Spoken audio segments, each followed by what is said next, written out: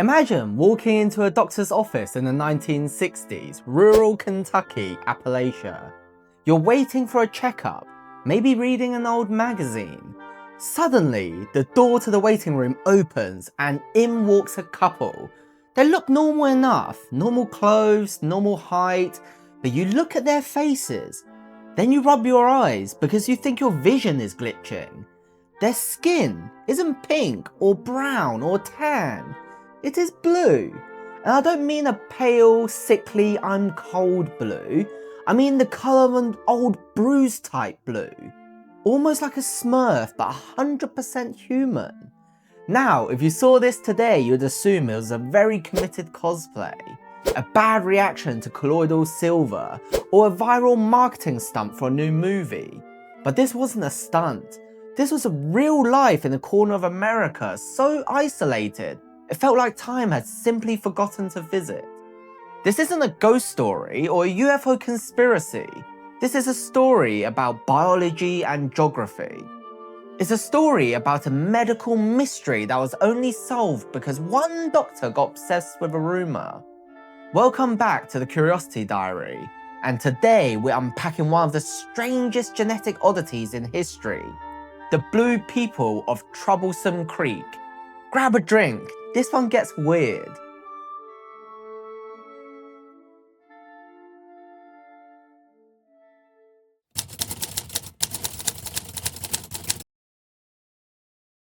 Okay, to understand the how, we have to understand the when and where.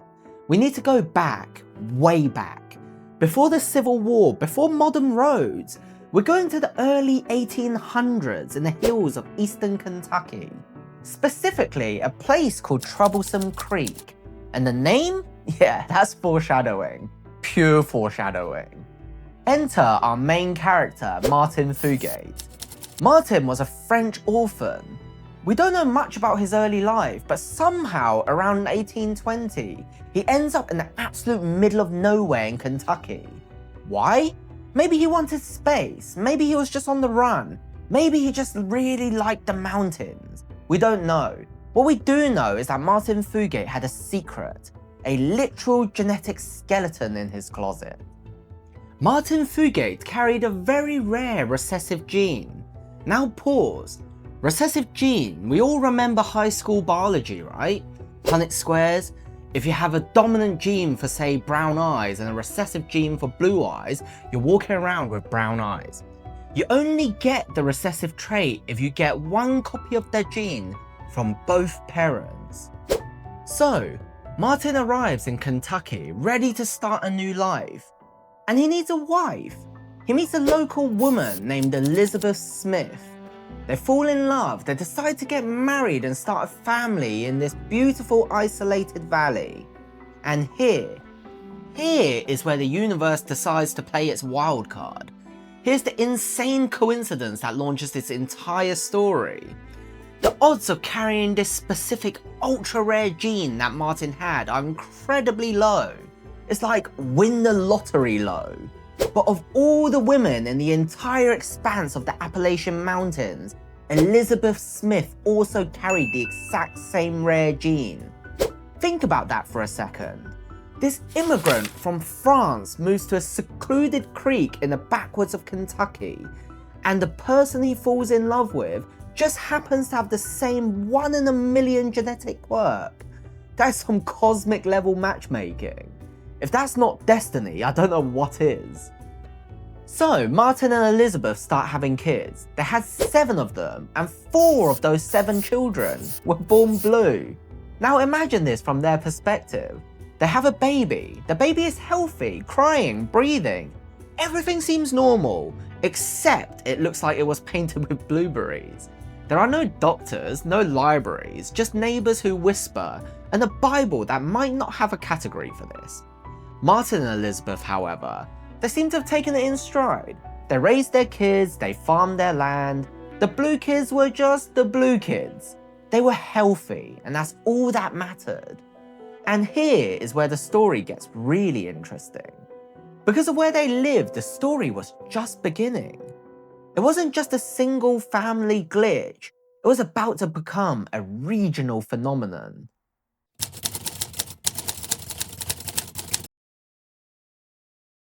Troublesome Creek, remember that name? It wasn't just a creek, it was a prison. In the mid-1800s, this area was incredibly isolated. There were no railroads, the roads were dirt paths at best, mud pits at worst. The nearest big town was a multi-day journey. If you lived on Troublesome Creek, you stayed on Troublesome Creek. You lived there, you farmed there, and you, well, found a partner there. And this is where I have to talk about the I word, inbreeding.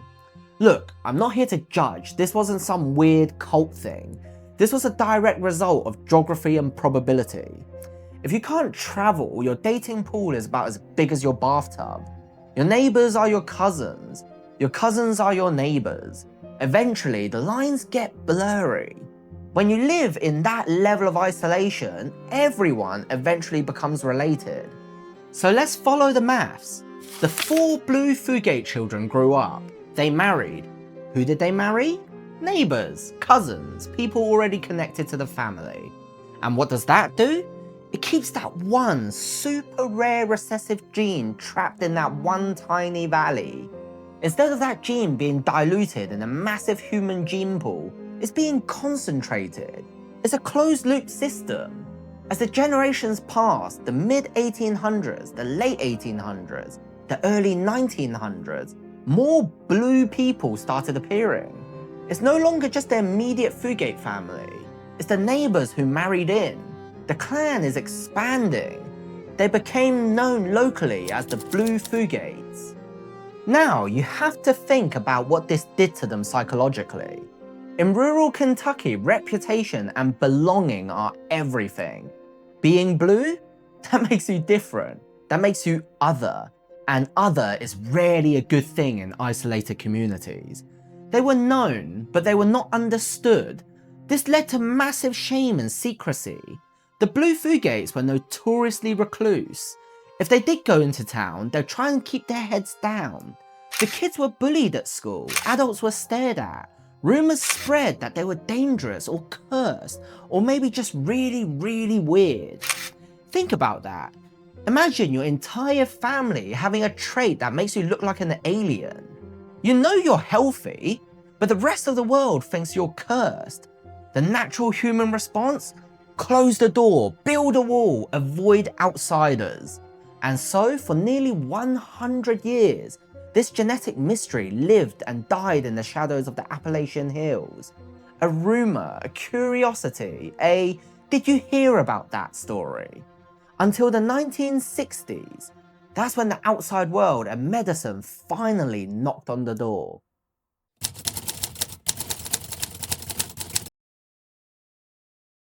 This is when the legend meets the microscope. It's 1960. Meet Dr. Madison Cawein.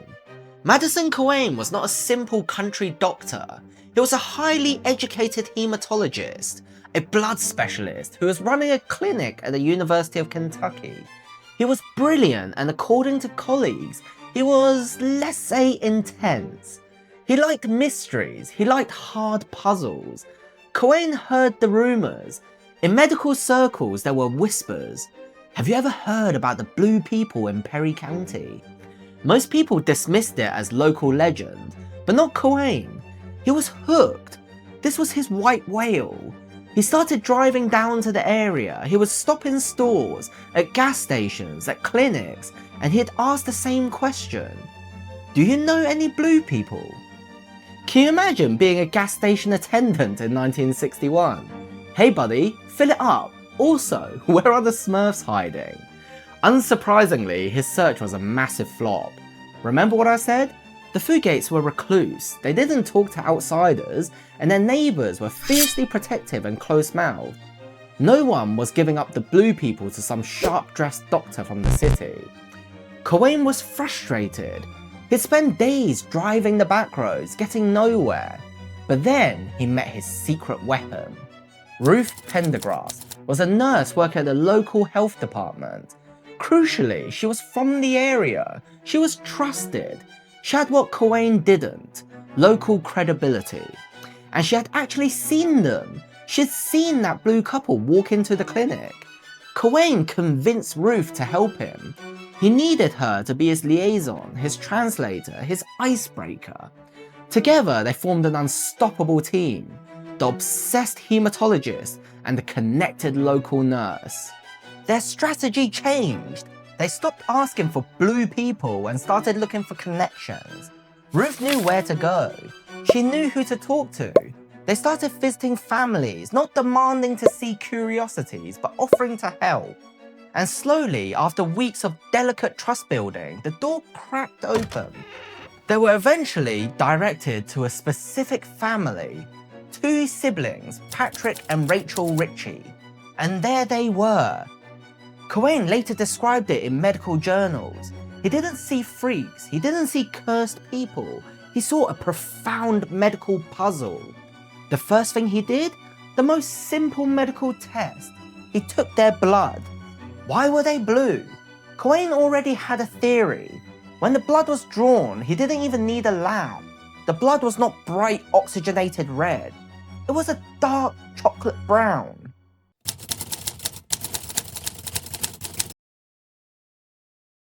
This is the big moment, the science. Cawein knew what this meant. He identified the condition, methemoglobinemia. Now, let's break that down into English. We all know hemoglobin is the stuff in your red blood cells that carries oxygen. When hemoglobin is full of oxygen, it's a vibrant red. That's why your blood looks red when you bleed. It's hitting the air. Methemoglobin is a different type of hemoglobin. It cannot carry oxygen. We all have a tiny bit of it in our blood, but a special enzyme, diaphorase for you science nerds, constantly keeps it in check, converting it back to regular hemoglobin. In the blue Fugates, because of that one specific recessive gene that Martin and Elizabeth both carried, their bodies were missing that enzyme. They couldn't convert the methemoglobin. So, instead of a tiny amount, their blood was flooded with it. Their blood was functionally always unoxygenated, and unoxygenated blood looks dark. When that dark blood flows through your veins right under your skin, it makes your skin look blue. They weren't sick in the traditional sense. They could breathe, they could run, they could think, their hearts were healthy. Their bodies had just adapted to living with less oxygen carrying power. Cawein had identified the problem. Now, how do you cure it? Cawein needed an electron donor, something that forced the bad methemoglobin to convert back into good oxygenated hemoglobin. And he knew of a drug that did just that. It was commonly used to treat other poisonings, and in a final twist of irony, the name of the drug he used to cure the blue people was Methylene Blue. Yes, he used the blue dye to cure people of being blue. Can you imagine that sales pitch to Patrick and Rachel? Okay, you've been teased and ostracized for 50 years for being blue.